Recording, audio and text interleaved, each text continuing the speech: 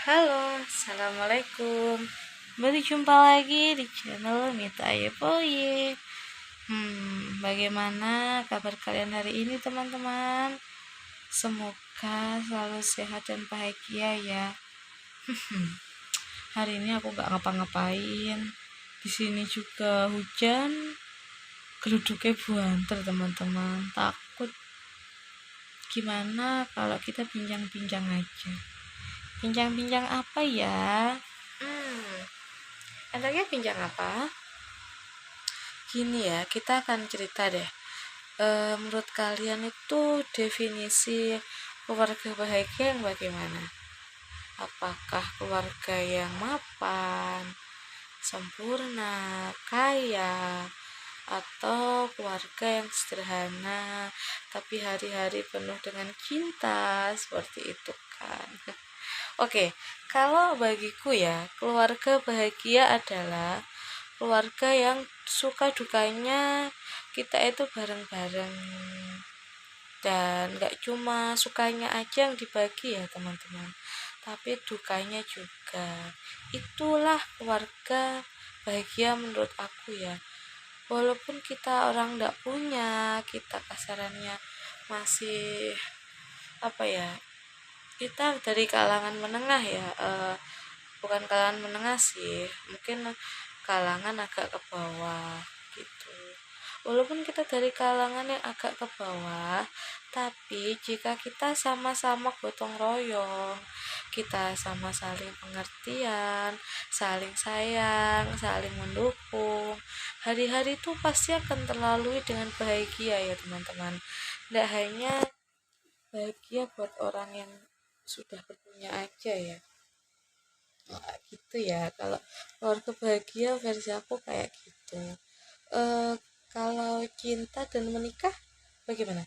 Pernikahan itu bagi kalian tuh maknanya kan luas ya teman-teman.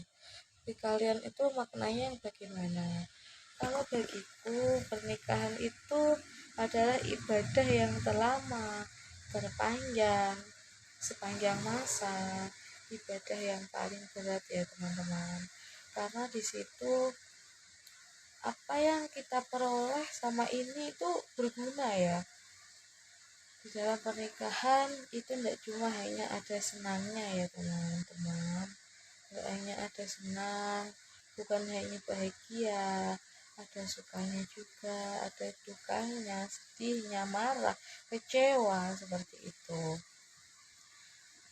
Dan supaya bagaimana pernikahan itu langgeng dan terus bahagia ya teman-teman, bukan tanpa masalah ya. Pernikahan itu bisa langgeng dan bahagia asalkan dua orang yang bersangkutan itu saling mengerti, saling bagaimana dia bisa saling memahami. Contohnya kalau misalkan kita ada masalah ya, ayo sebelum tidur diselesaikan dulu masalahnya. Maunya bagaimana, penyelesaiannya gimana, atau enggak ya gimana ya. Pengennya itu loh, pengennya gimana, ada masalah itu dibicarakan, jangan cuma diam gitu. Dan kalau bagi aku ya, kalau ada masalah itu paling enak nyelesainya emang udah malam, semua udah pada tidur, itu baru kita bicara. Walaupun kita marah-marah tapi nadanya bisa terkontrol ya, nggak usah teriak-teriak biar orang lain nggak tahu kalau kita lagi berantem gitu ya teman-teman. Berantem dalam pernikahan itu ya wajar sih, karena itu apa, itu adalah bumbu-bumbu hidup. Berantem dalam pernikahan itu kalau masih dalam tahap wajar ya nggak apa-apa. Orang namanya menikah menyatukan bukan cuma dua hati ya, tapi juga dua perasaan, dua karakter yang berbeda, sikapnya beda kayak gitu. Dan apa ya, kalau marah-marah wajar ya, itu tadi ya teman-teman, itu kita selesaikan kalau menjelang tidur. Itu enak banget buat ngobrol-ngobrol saat anak udah tidur, penghuni rumah yang lain udah tidur, bisa ngobrol tuh enak, kita selesai masalahnya. Jadi kalau bisa malam waktu mau tidur itu ya, itu udah amblong teman-teman, masalah-masalah itu udah beres, itu enak banget nanti jadinya kan. Dan supaya bisa tetap langgeng bahagia, nah itu bisa dengan apa, dengan tulus. Cintai mereka dengan ketulusan ya, jangan mencintai karena apa, cintai mereka tanpa karena, cintai mereka tanpa kata tapi ya. Karena jika kita mencintai karena begini karena begitu, lambat laun cinta itu akan memudar teman-teman, kecuali kita mencintainya karena penciptanya. Oh iya, dulu aku waktu jadi pujangga, oke, aku masih seperti itu ya definisi cinta. Tapi kan cinta yang sesungguhnya adalah cinta setelah pernikahan teman-teman. Kita bisa merasakan, wih, ternyata dicintai itu kayak gitu, dicintai secara halal, dicintai saat dia itu apa ya, waktu akad dulu enggak kayak gitu deh. Pokoknya cinta yang penuh dengan cinta yang baik adalah cinta setelah pernikahan ya. Bukan kalau pacaran itu kita mencintai, tapi lebih enak lagi cinta setelah menikah. Cinta tapi dinikahi, wah itu tuh enak banget teman-teman. Kita mau ngapa-ngapa itu udah halal ya. Iya itu tadi ya, kunci keluarga bahagia. Walaupun kita masih dari kalangan sederhana, asalkan kita mensyukuri setiap hari apa yang ada, itu tuh enak banget. Kita nggak bakalan ngerasa, wah kok aku gini, aku kok nggak bisa gitu ya, aku pengen ini tapi aku nggak bisa wujudin. Memang semua manusia pernah merasakan hal-hal itu ya, tergantung bagaimana kita menyikapinya. Kalau kita nyikapinya kita terlalu memikir, wah kok jadi begini, itu ya nanti akan terus kayak gitu teman-teman. Boleh nggak sih kita jadi ngobrolnya random ya, ngalung itu, tapi ya inilah, aku juga bingung. Kita bincang-bincang aja, bincang-bincang apa yang kita rasakan hari-hari. Kalian itu adalah pendengar-pendengar setia teman-teman. Aku yang kadang malu ya ngomong sama siapa-siapa tuh, aku malu apa yang aku rasakan. Walaupun ada suami, aku kadang juga gitu sih. Tapi kalau itu sama kalian, apa yang aku rasain itu tuh rasanya beda ya. Walaupun kita kayak ngomong sendiri di depan kamera kayak gini, itu tuh anglong teman-teman. Ayo kita luapin apa yang kita rasakan, bagaimana kunci bahagia dalam hidup, dan bagaimana supaya pernikahan itu tetap langgeng dan bahagia. 1, 2, 3, 4, 5 tahun masih baru ya, itu terhitung baru, masih banyak sekali masalah-masalah teman-teman. Itu ibaratnya masih masalahnya tuh kerikil nyempil gitu kan. Tapi tergantung kita, tergantung nahkodanya juga. Kalau nahkodanya oleng, kita ikut oleng, wah yang ada karam dong. Kalau nahkodanya oleng, kita jaga-jaga itu supaya bagaimana kapal itu tetap pada jalurnya, wah itu pasti akan tetap bahagia ya teman-teman. Kan rumah tangga itu ibarat sebuah bahtera, ibarat sebuah bahtera. Bagaimana nahkodanya, kita kan sebagai apa ya, kita penumpang ya. Nahkodanya yang jalanin itu adalah bapak suami. Wah kita bayangin, nahkodanya berjalannya mulai berkelok-kelok, pasti ada jalur-jalur yang terjal ya, bukan terjal sih, di laut kok terjal, mungkin aja jalur-jalur yang ya liku-liku lah ya.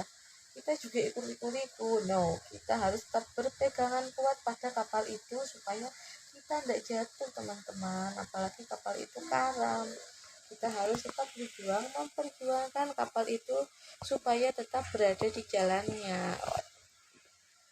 Aku baru berapa ya, aku 4 tahun sih. Wow, selama 4 tahun itu yang dirasakan, wah banyak dong. Yang terutama aku sangat bahagia teman-teman. Dulu ya, waktu aku masih gadis, jujur saja, aku takut sama laki-laki, aku yang gak pernah pacaran. Tapi tahu-tahu itu bapak nyanduk dateng, kenalan, dilamar dong. Dan akhirnya berakhir di sebuah pelaminan gitu. Itu sih bagi aku, wah, masya Allah, itu tuh bahagia banget ya teman-teman. Kita jadi merasakan di kita itu kayak apa sih, yang dulu aku tuh cuma lihat teman pacaran gitu kan, aku tuh wah kayak apa sih rasanya. Tapi mau nyoba, aku yang dulu tuh takut sama laki-laki, sekarang aku sudah punya teman seperti kakak, seperti ayah, teman. Dan itulah suami ya, suami bagiku adalah seperti teman. Dia teman curhat, dia teman berdebat, dan dia seperti kakak yang selalu ngajarin aku yang tidak benar. Dia juga bagikan seperti ayah ya, kemarin aku kalau aku tuh diomongin pada ngekel teman-teman. Aku tuh memang, walaupun katanya aku tuh kayak anak kecil, tapi ya aku akan berusaha dewasa seperti apa yang ada di versinya teman-teman. Ya itu tadi ya, walaupun pembahasan kita ngalor ngidul, tapi bisa digaris bawahi, kunci keluarga bahagia adalah yaitu tadi, kita saling berpegangan, saling mengerti, dan kita tidak menuntut ya teman-teman. Kita harus selalu mensyukuri apa yang ada, dikasih berapa kita terima, asalkan kalau kita bersyukur semuanya insya Allah pasti cukup ya. 2-3 tahun pernikahan itu adalah, jika ada cobaan kita harus tetap berpegang teguh pada kapal itu, jangan sampai membuat kapal itu karam teman-teman. Sama pernikahan apa yang kalian rasakan? Kalau aku bahagia dong ya, walaupun banyak sekali apa yang dirasakan, tapi yang nomor satu harus kita ingat, yaitu tadi teman-teman, saat kapal kita mulai goyah, nakodanya juga goyah, kita tidak boleh ikut goyah ya, kita harus tetap berpegangan supaya tidak jatuh, dan supaya kapal kita itu nggak karam. Oh, kita kok berputar-putar ya ngomongnya. Coba kalian mau nggak curhat juga sama aku? Kalian komen apa gitu, mbak, ayo kita bahas apa, karena dulu itu ya, aku waktu masih sekolah itu juga punya cita-cita jadi guru BK, jadi psikolog. Jadi teman-temanku itu waktu itu kalau ada masalah, ada sesuatu yang buatnya resah itu, selalu ceritanya ke aku ya teman-teman, bilang, yo met, aku kok begini ya, aku harus ngapain, kasihlah kata-kata atau motivasi gitu. Iya, aku kasih kata-kata, ternyata bagi teman-teman aku dulu itu berguna ya, walaupun aku rangkainya tuh agak bermajas-majas sedikit lah, tapi ternyata kata-katanya berguna teman-teman. Dan ya dulu sempet sih bercita-cita jadi guru BK, jadi psikolog. Ternyata kagak sampai teman-teman, aku hanya lulus SMP.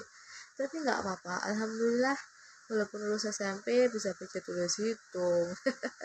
Aku juga udah bisa merasakan berbagai pengalaman kerja yang udah aku pernah ceritain ya waktu ngobrol sama Jalu di vlog aku yang lain. Coba kalian cek di situ, ada lika-liku perjalanan hidupku sebelum aku menjadi ibu rumah tangga, apa yang aku lakukan, aku sebelumnya jadi apa. Dan sekarang aku sebagai ibu rumah tangga, aku di rumah ngomong anak, ngurus suami, ngurus rumah, aku pun juga masih serumah sama orang tua ya teman-teman. Doakan supaya nanti dapat rezeki, siapa tahu bisa beli tanah, walaupun aku nggak nempatin, nanti banget bisa anak-anak aku yang nempatin gitu. Oke, apalagi yang kita bahas apa ya, udah ada kali ya, duduknya nyaut banter teman-teman, takut pelak-pelak terus. Hari ini lu atau udah tidur ya, tidur siang sebenarnya, tapi ini kok sore banget, dibangunin kasihan, dia capek teman-teman. Oke, begini aja deh, sampai di sini dulu vlog kita kali ini ya. Semoga kalian selalu sehat dan bahagia teman-teman, dan syukurilah apa yang ada. Hidup adalah anugerah. Iya betul, hidup adalah anugerah. Jika kita nggak bisa hidup, wah artinya kita udah pulang. Oke, sampai di sini dulu vlog kita kali ini. Jangan bosan-bosan dengan vlog aku yang makin random. Ya, inilah aku, Mita Yepoye, ibu dari satu anak. Oke, sampai di sini dulu ya teman-teman. Jangan lupa like, comment, dan subscribe. Oke, dadah, assalamualaikum.